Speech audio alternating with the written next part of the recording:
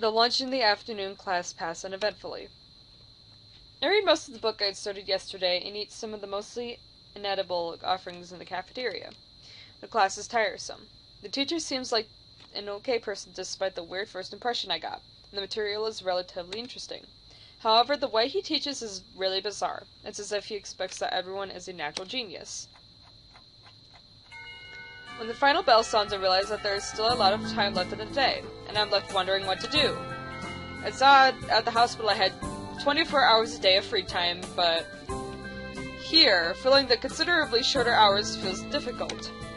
Everyone else leaves and I'm left alone with the teacher. Mutao is examining the assignment sheets we were working on earlier, marking them with their red ball pen. Raising his eyes from his papers briefly, he notices me and furrows his brow. What is it, Nikai? I jump at him, addressing me, but I guess it's natural to spark some conversation since there's no one else around. Nothing. Thinking about what I'd do after school. The teacher slowly puts the cap on the pen he is holding and arranges his papers into a stack, clacking it against the desk twice.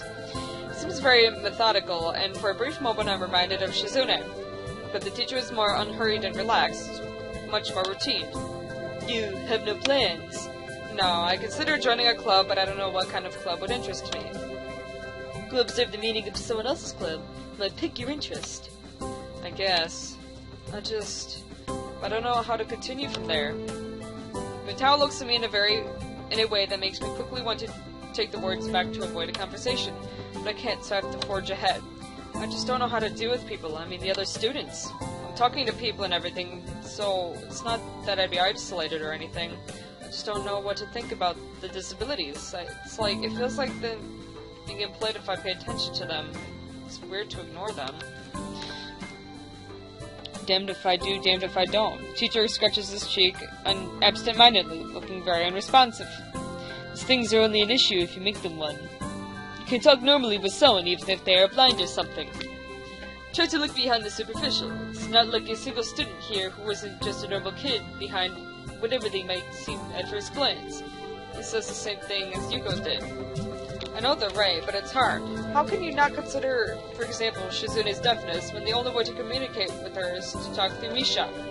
Or Hanako. It's not like you can ignore her face, but I'm interrupted by the door of the classroom suddenly slamming open. Teacher! Misha crashes in, hands straight in the enthusiastic greeting, her voice loud and lively enough to wake the dead from their graves. She starts towards the teacher's desk with her bouncing step, hands energetically swinging with the rhythm.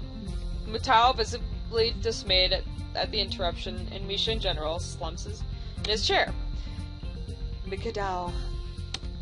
Misha stops in her tracks and looks around cluelessly, as if she's sensing from his tone that something's wrong but has no idea what. Yes? We have talked about volume control before. Yes!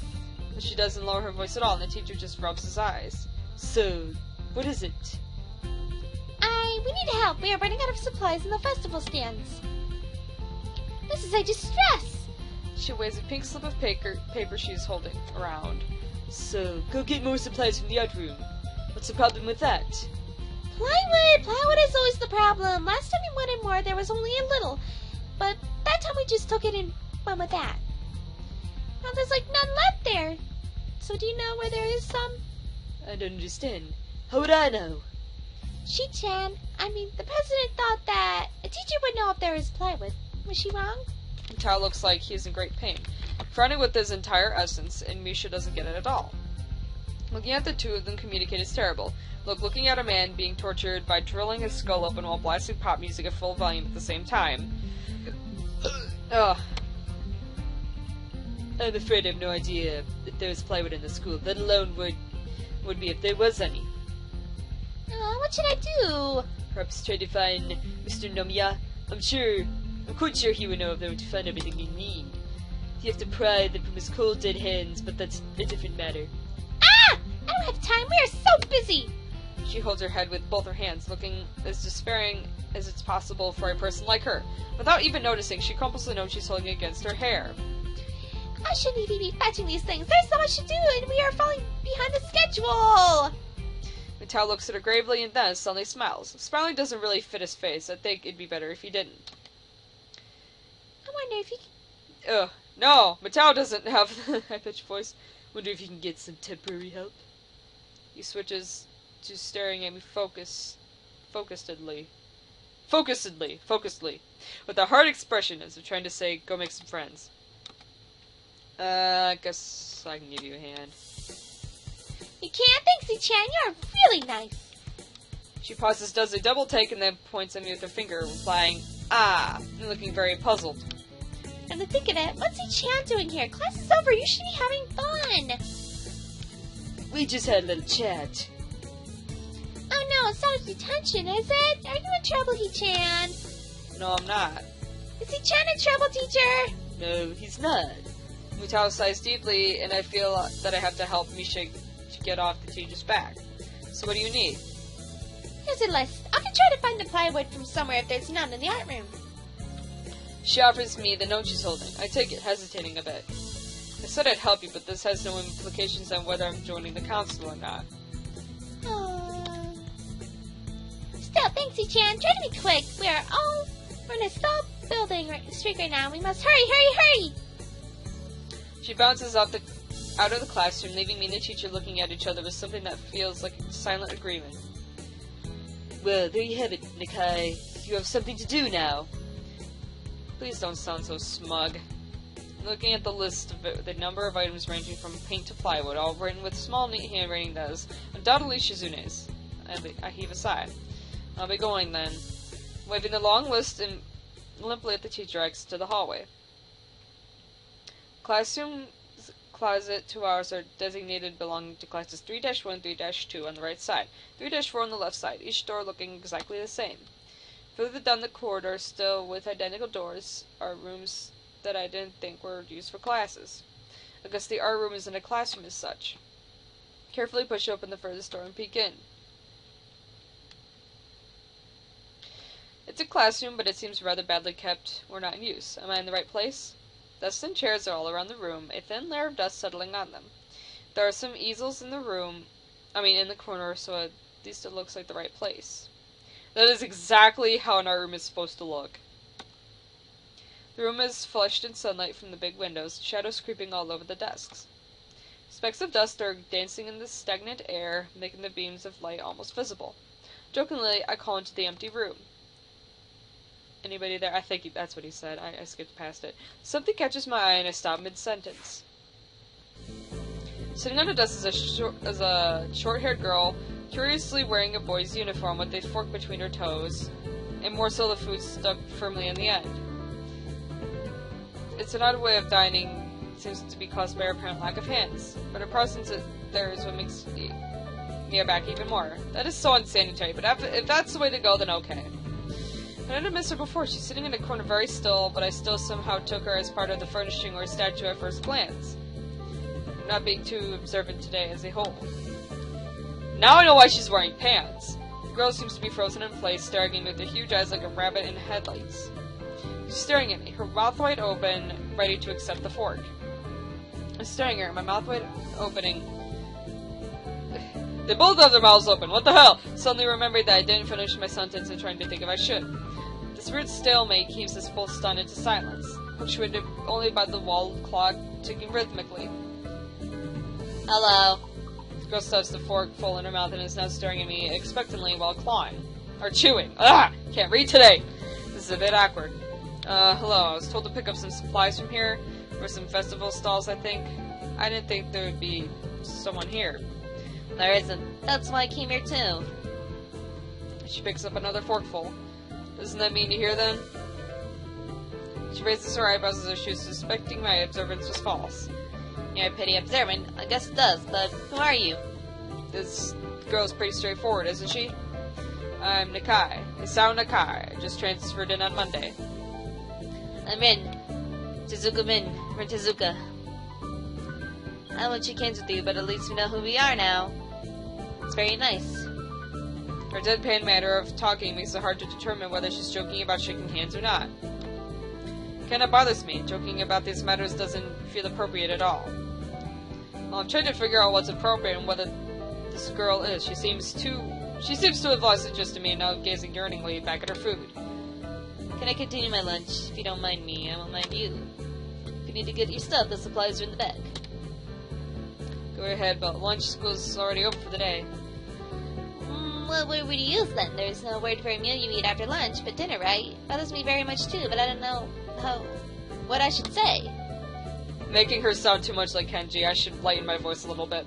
I don't think you were supposed to eat a meal between lunch and dinner to begin with. And I'm hungry now. My delicious boxed lunch would go to waste otherwise. I have curry. It's very delicious. With much decisiveness, Rin once again picks up the fork blade in her toes with at least much impoliteness. She points straight at me. So Nakai, what brings you to this place? Like I said, I was told to look for these things. Now the school, from outside you look... It's fine. Is your problem inside?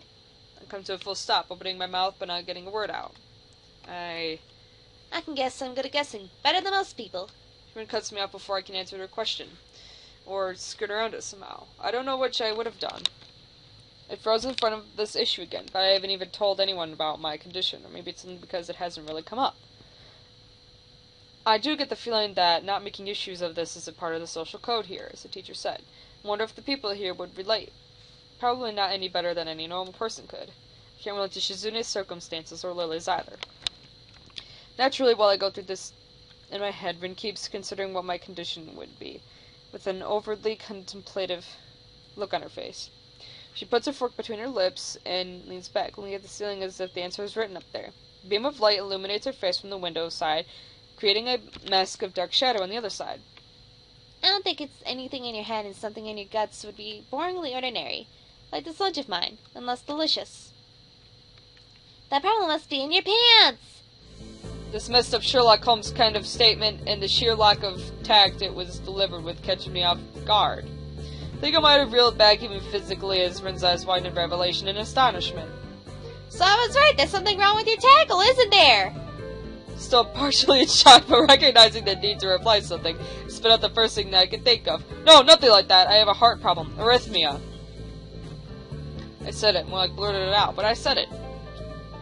The girl in front of me purses her lips together and glowers at me, looking very disappointed. Not buying. Trouble in the pants would have been much more scandalous. What's with this reaction? I'm sorry to let you down. I forget you. Just act like people and a person with you. You know, what kind of problem it would have really been great. Collect people? People with different problems. So you just like go around asking people what's wrong with them? Pretty much. I see. With little left to say, Rin resumes her lunch and the conversation dies away, but I keep thinking about what was said. It's the first time I told anyone else about my condition. All the other people have either known about it already or heard about it from somebody else. Or didn't need to know about it, like every other student here so far. Should I have told it was a natural part of introductions? Is it expected of me? Hi, I'm Hisao. I'm a very serious heart condition. Is that how I'm supposed to go around introducing myself from now on? As if our disabilities would define us? What a disgusting thought. Maybe this Tezuka girl just has an unnatural interest in such things. This guy thinks too much. As I walk to the back of the room to pick up the items on Misha's list, a chance opens to study Rin from the corner of my eye. Her hair is burnt auburn, almost orange, and cropped short. Long hair would probably be impossible with no arms. The boy's uniform and the lack of arms makes her look very thin, almost scrawny. She's not particularly pretty, except for her murky green eyes which flicker restlessly from below her short bangs, even when she eats. The distance and the shadows make it seem like they don't reflect sunlight at all, but instead absorb all of it within the deep wells. Ugh. She moves her feet almost as deftly as a normal person would use their arms. However, I see how this sight could discomfort people, especially while eating. Makes me feel a bit uncomfortable, at least. Hesitate to think of the word unnatural, but it's too late now, is it? I keep searching the cabins and shelves for Misha's things, but after enough time pauses, the silence grows too uncomfortable, so I try to force some conversation out of the strange girl. So, do you always eat alone this late, or do you get occasional visitor? Visitors? Maybe you're my first occasional visitor, but I don't always eat alone either. Sometimes I eat with certain people on the roof, if she's not horsing around. Horsing? She likes to do sports. Oh, that's all I can think of to say. Both of us fell silent again as Rin forks the last bit of her meal into her mouth. I look at my hall and double check it with me. She seems I have anything except plywood. So I think I have all the things now. It's very nice of you. Don't feel It's very nice of you. Don't feel obligated to stay. I was just about to take a nap anyway. You need to do whatever you're going to do with that stuff anyway, right? Or perhaps you like to watch girls sleeping? I'm not sure what to make of this, but Rin looks serious. And if I did, I'd think I have to be going. I'll catch you around, Tezuka. You can call me Rin. I feel that our relationship at this point is good enough to warrant this much. I was already trying to make my exit, but she draws me back in. Fine then, I'm his Sal. Then you are. Rin looks at me hard in the eyes, but that intimidating feeling you get when someone stares at you isn't there. It's like she's actually not looking at me at all. She blinks a couple of times and I can't figure out why a pause like this just popped between us out of nowhere. See you later, Hisao. There's something like a tiny smile on her face, maybe.